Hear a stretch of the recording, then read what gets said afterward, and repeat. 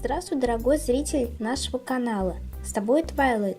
Как ты понял по названию видео, сегодня я научу тебя, как правильно делать книги. Раз ты смотришь это видео, думаю, ты такой же книголюб, как и я. А еще мы будем делать не обычную книжку-пустышку, а самую настоящую старинную книгу о магии. Итак, записывай материалы.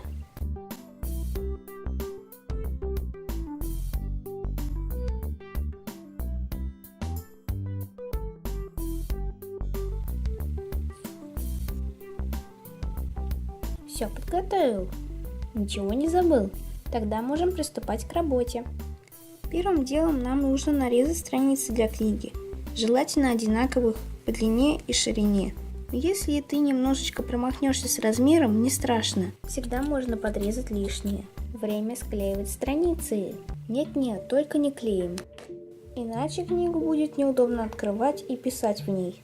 Для этого я тебе и сказала припасти нитку.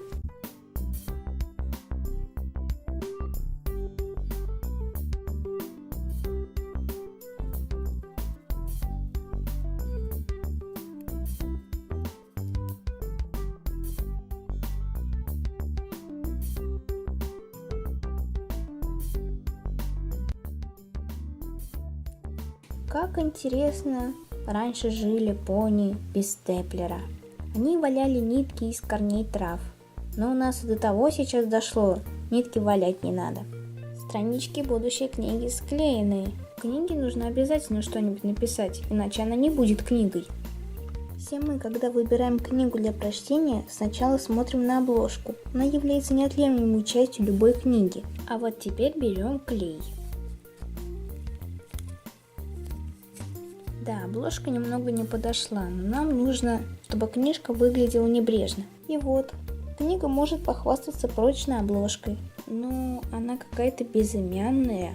Нужно ее приукрасить и дать понять ее будущим читателям, о чем эта книга.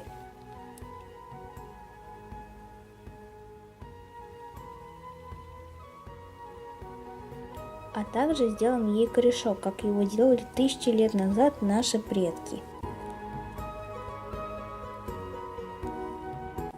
Чтобы книга выглядела более пожившей и древней, прямо как Селестия, испачкаем ее углем, а для эффекта еще и подожжем ее. Нет, я, конечно, пони в своем уме и знаю, для чего делаю, ради эффективного результата.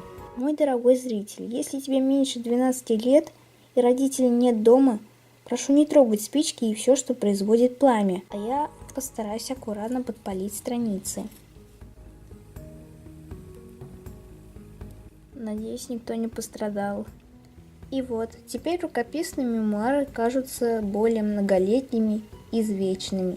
Как будто время и жизнь уже успела потрепать маленькую книжонку. Что ж, надеюсь, я помогла тебе или, может, хотя бы вдохновила на создание пропитанной эпохой, вечностью книги. Ну что тебе стоит? Порадуй свою Твайку. До новых встреч, пока!